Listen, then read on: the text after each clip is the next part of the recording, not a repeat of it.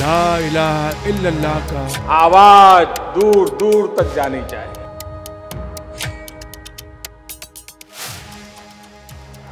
দিল্লির মুখে শান্তির বুলি আর সীমান্তে কামানের গোলা, এটাই কি এখন ভারতের নতুন কূটনৈতিক কৌশল?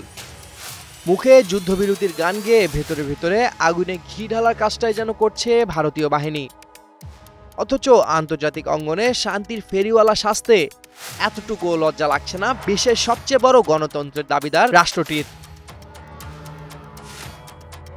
পাকিস্তানের অন্তঃবাহিনী জনসংযোগ পরিদপ্তর আইএসপিআর সম্প্রতি এক সংবাদ সম্মেলনে জানিয়ে দিয়েছে যে যুদ্ধবিরতির অনুরোধ পাকিস্তান নয়, বরং ভারতই প্রথম করেছিল। আইএসপিআর মুখপাত্র লেফটেন্যান্ট জেনারেল আহমেদ শরীফ এই দাবি করেন এবং আরও বলেন, আমরা নিয়ন্ত্রণ রেখায় যুদ্ধবিরতির প্রতিশ্রুতি কঠোরভাবে মেনে চলছি, তবে যদি বিরোধী পক্ষ এটি লঙ্ঘন করে তাহলে আমরাও উপযুক্ত জবাব দেব। এই বক্তব্য একে তো ভারতের প্রতি পাকিস্তানের তীব্র প্রতিক্রিয়া, অন্যদিকে আন্তর্জাতিক মহলে ভারতের দ্বিচারিতার নতুন চিত্র তুলে ধরল।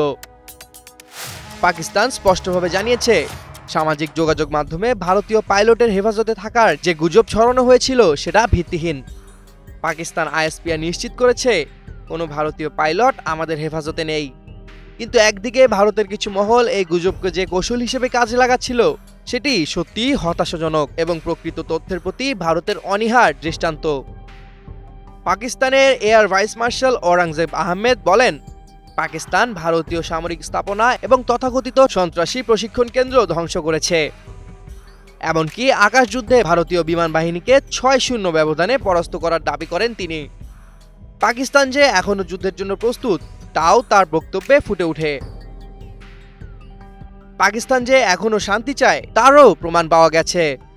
আইএসপিআর মুখপাত্র জানিয়েছেন, পারমাণবিক যুদ্ধ হলে সেটা নিছক বোকামি হবে এবং পাকিস্তান যুদ্ধের দিকে যাবে না। তাদের উদ্দেশ্য শুধু নিজেদের সুরক্ষা এবং নিরাপত্তা নিশ্চিত করা, যা তারা সমগ্র বিশ্বে বারবার ঘোষণা করেছে। এছাড়া পাকিস্তান জানিয়েছে, তাদের সামরিক বাহিনী এখনো অপ্রচলিতভাবে সীমিত শক্তি ব্যবহার করেছে, কিন্তু তাদের সঞ্চিত শক্তির অনেকটা এখনো সংরক্ষিত রয়েছে। এই বক্তব্য ভারতীয় মহলে সন্ত্রাসের মতো আঘাত করেছে, যেখানে অনেকেই বুঝে উঠতে পারছে না পাকিস্তান আরো বড় কিছু পরিকল্পনা করছে কিনা।